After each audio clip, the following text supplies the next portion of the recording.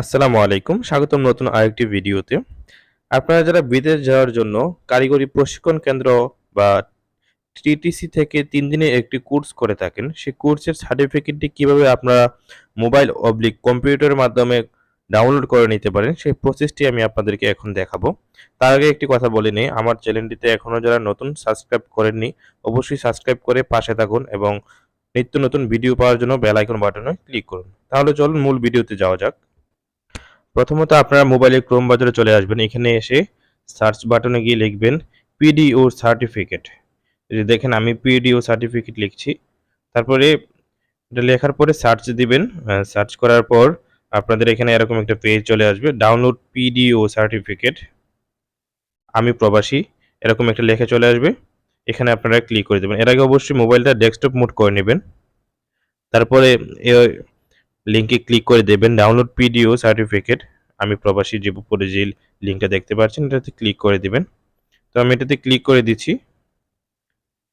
এই এই যে দেখেন, ক্লিক করার পরে এখানে পাসপোর্ট নাম্বার এবং ক্যাপচা কোড বসানোর কথা বলা হচ্ছে।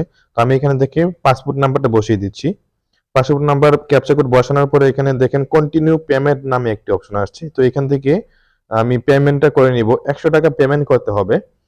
তো আমি এখান থেকে বিকাশের মাধ্যমে পেমেন্ট করব, যার জন্য আমি পে অপশনে ক্লিক করে কন্টিনিউ অপশনে ক্লিক করে দিলাম। দেখেন, তারপরে এখান থেকে আমি আমার বিকাশ নাম্বার থেকে 100 টাকা পেমেন্ট করে নিচ্ছি। যথারীতি আমি এখানে আমার বিকাশ নাম্বারটা বসিয়ে দিলাম। আচ্ছা, বিকাশ নাম্বার এখান থেকে বসানোর পরে কনফার্ম অপশনে ক্লিক করে দিবেন। দেন আপনাদের কোড নাম্বার আসবে একটি বিকাশের। সেই কোড নাম্বারটা বসিয়ে পিন নাম্বার দিয়ে পেমেন্টটা আপনারা কনফার্ম করে নেবেন। এই যে দেখেন আমি এখানে পেমেন্টটা কনফার্ম করে নিচ্ছি, 100 টাকা পেমেন্ট। পেমেন্টটা যখন আপনি কনফার্ম করে নেবেন, তখন দেখেন ওইখানে পেমেন্ট সাকসেসফুলি একটা অপশন আসছে দেখেন।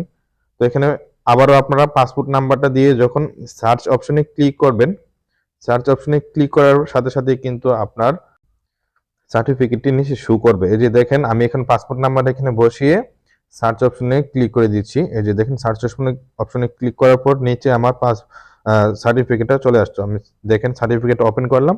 ওপেন করার পরে কিন্তু আমার এখানে সার্টিফিকেটটা শো করছে। তো এখন আপনি এখান থেকে সার্টিফিকেটটা প্রিন্ট করে নিতে পারবেন। আবার সেভ করে নিয়ে পরবর্তীতে কম্পিউটার দোকান থেকে কিন্তু প্রিন্ট করে নিতে পারবেন।